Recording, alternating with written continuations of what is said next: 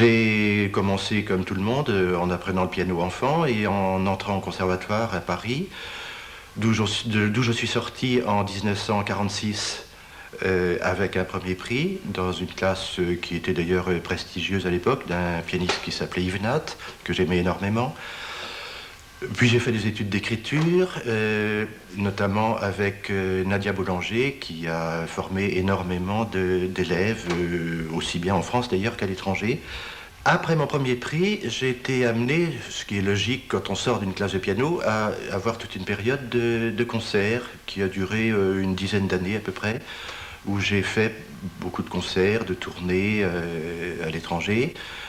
Je me suis marié, c'est un petit peu un tort à ce moment-là, et j'avais 2 enfants. C'est un tort parce que la vie de tournée n'est pas tout à fait compatible avec la famille. C'est un petit peu, si vous voulez, pour employer un terme qu'on comprendra facilement en Normandie, en Haute-Normandie, c'est un peu la vie du marin au long cours.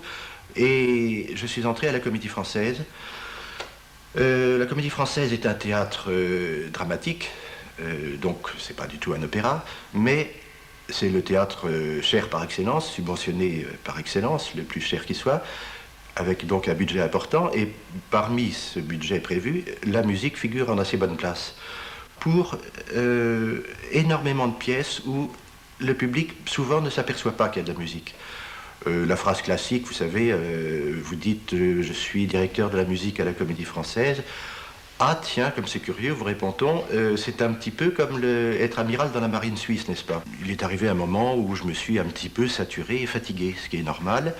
Et arrivé à une période déjà avancée de ma vie, si vous voulez, je suis très vieux, je ne suis pas si vieux, mais enfin quand même, j'ai voulu changer de cadre, de lieu, de tête, d'occupation, sachant que malgré tout j'étais musicien et que je savais faire de la musique, même si les spécialisations de ma musique étaient variées.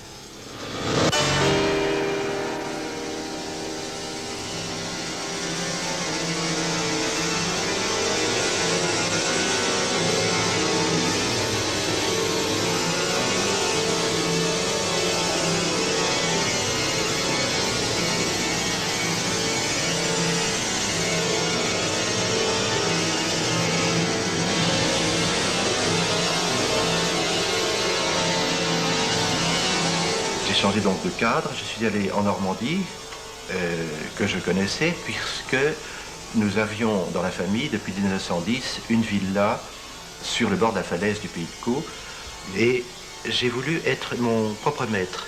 C'est pour ça que j'ai pensé à cette formule, qui est d'ailleurs tout à fait actuelle, avec les moyens actuels, électroniques, de réaliser ce qu'on appelle de la musique électroacoustique. Mais la musique électroacoustique englobe elle-même des tas de variétés différentes, de possibilités différentes. Moi, je voulais la réaliser non pas autour ni de bruit concret, ni de synthétiseurs, mais uniquement avec des instruments à clavier.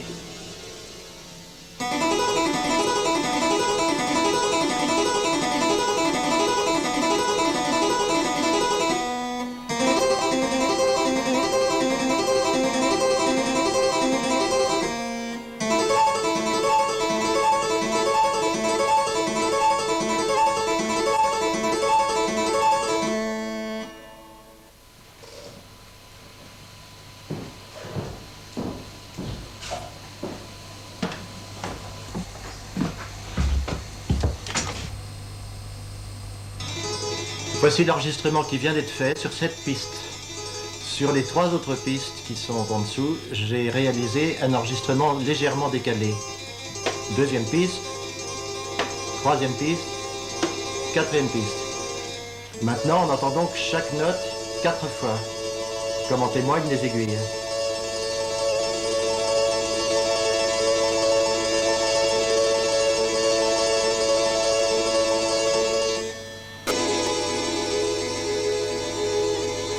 Là, j'ai reporté sur un canal du magnéto 2 pistes, ce qu'on entendait avant sur 4 canaux.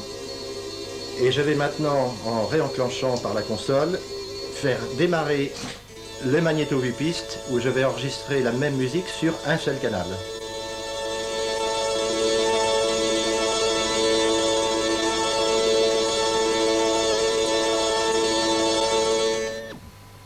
Voici l'arrivée des 8 pistes, celles déjà décrites, un deuxième report décalé, un troisième et un quatrième. Ce qui fait que maintenant, chaque note est entendue 4 x 4, c'est-à-dire 16 fois.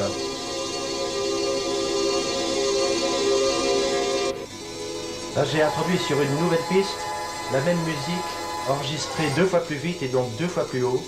On la voit là qui rentre. Là, elle s'en va.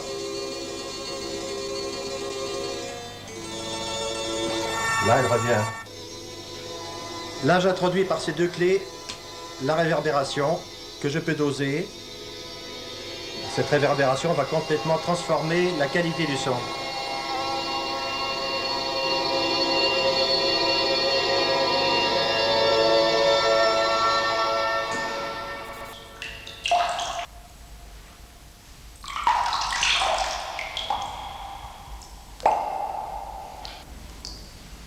Je connaissais bien sûr la citerne de cette maison, qui n'est plus en exercice depuis 20-25 ans, depuis que l'eau de la ville est mise partout. Une chambre d'écho est un instrument indispensable dans un enregistrement. Il y a des tas de formes d'écho et des tas de formules différentes possibles. Il y a des échos électromagnétiques ou maintenant informatiques qui valent toujours assez cher. Là, j'avais un outil qui ne me coûtait rien, il suffisait d'amener un haut-parleur et un micro. Là, je suis en train de monter et de coller entre eux les différents accords, qui sont beaucoup plus nombreux évidemment que les 3 qu'on avait entendus. Et je vais les coller l'un à l'autre, suivant un rythme variable, suivant ce que j'escompte musicalement.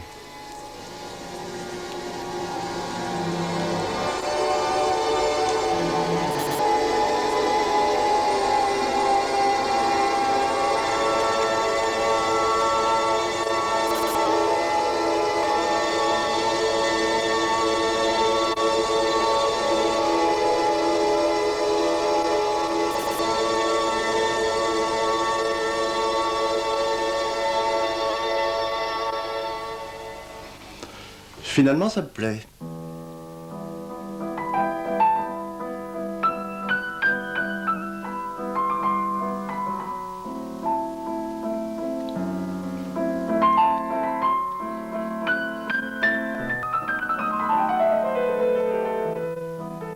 À une époque donnée, je me suis dit, mais au fond, pourquoi pas, puisque j'aime beaucoup l'enseignement, j'ai toujours aimé ça, pourquoi pas être professeur dans un conservatoire. J'ai passé un concours, car en France, il faut passer des concours, même si on est déjà connu et si on est déjà de certain âge. Je l'ai passé, je veux dire très brillamment, enfin peu importe, soyons modestes. Te poser, que tu n'aies plus qu'à descendre. Essaye très lentement comme je viens de le faire.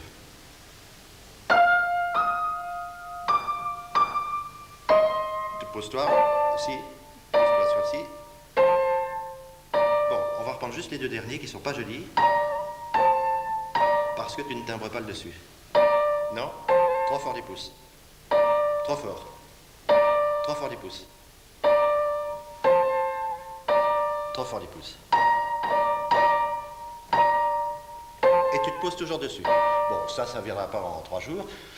Montre-moi ça, ce passage-là.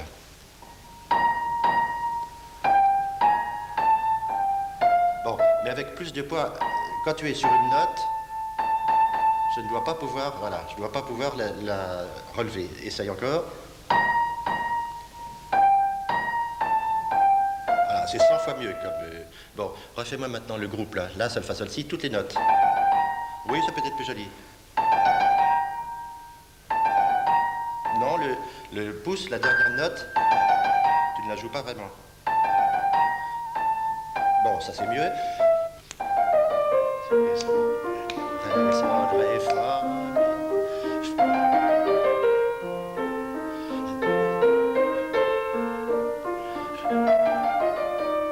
Si, ré, do, la, si. Vas-y. Ré, do, si. Crescendo.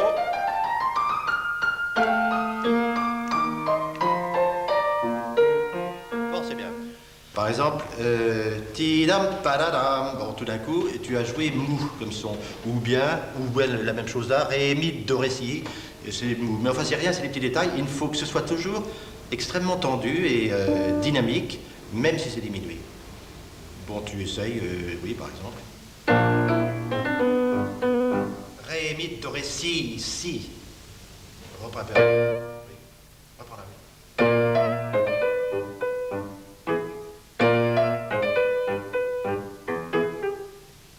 Bon, attends, reprends là.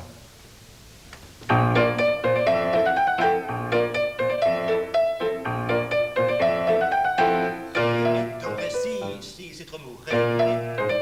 Voilà.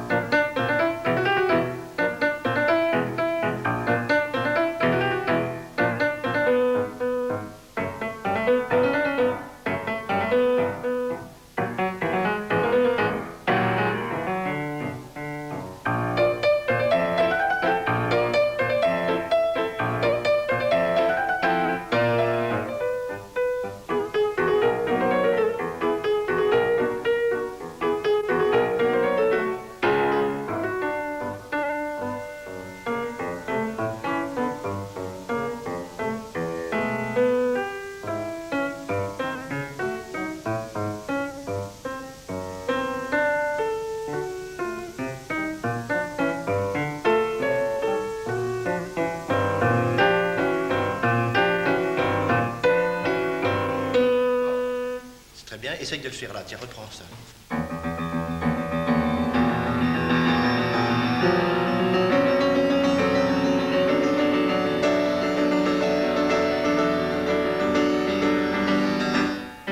Écoute Eric, on a déjà discuté, il y a deux versions possibles, celle avec pédale que tu me joues, celle sans pédale que je préfère. Joue-la moi une fois.